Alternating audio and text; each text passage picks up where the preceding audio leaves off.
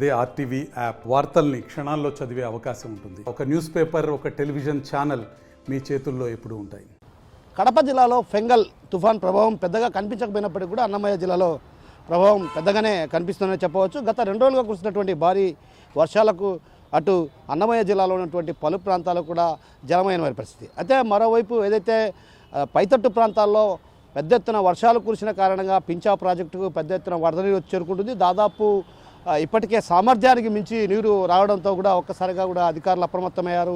అందులో భాగంగానే దాదాపు 1500 క్యూసెక్కుల నీటిని దిగువ ప్రాంతాలకు విడుదల చేస్తున్నారు. అయితే దిగువ ప్రాంతానికి విడుదల చేస్తున్న నేపథ్యంలో కూడా ఒక్కసారిగా కూడా అటు అధికారులు లోతట్టు ప్రాంత వాసులను కూడా అప్రమత్తంగా ఉండాలంటూ కూడా హెచ్చరికలు జారీ చేశారు. మరోవైపు ఏదైతే లోతట్టు ప్రాంతాల జలమయమయ్యే పరిస్థితి లేకపోలేదన్నటువంటి భావన అటు అధికారులు వ్యక్తం చేయడంతో కూడా అటు లోతట్టు ప్రాంత వాసులు కూడా సురక్షిత ప్రాంతాలకు తరలి వెళ్లే దిశగా కూడా అటు ప్రయత్నాలు కొనసాగిస్తున్నారు. మరోవైపు ఏదైతే ఫెంగల్ తుఫాన్ కారణంగా అటు రైల్వే కోడూరు ప్రాంతంలో కూడా ఉద్యానవన పంటలు కూడా పూర్తిగా దెబ్బతిన్నాయి. మరోవైపు అటు రైల్వే కోడూరు, రాజంపంట వంటి ప్రాంతాల్లో కూడా అటు పెద్ద ఎత్తున ఉద్యానవన పంటలు సాగు చేస్తున్నారు. ఆ సాగు చేసిన నేపథ్యంలో కూడా ఒక్కసారిగా కురిసిన వర్షాలకు భారీ ఎత్తున వరద నీరు వచ్చి చేరింది. వరద నీరు చేరిన కారణంగా కూడా ఆ పంటల్లో కూడా కొంత దెబ్బతినే పరిస్థితి ప్రధానంగా కనిపిస్తుంది. మరోవైపు ఏదైతే అటు రైల్వే కోడూరు కూడా ఏదైతే తిరుపతిలో కురుస్తున్నటువంటి భారీ వర్షాలకు ఆ రైల్వే కోడూరు నుంచి కుక్కలదొడ్డి ప్రాంతానికి వెళ్ళే రహదారిపైన కూడా అటు రోడ్డు పైన కూడా భారీ ఎత్తున వరద నీరు వచ్చి చేరుతున్న పరిస్థితి. అయితే ఏది ఏమన్నప్పటికీ కూడా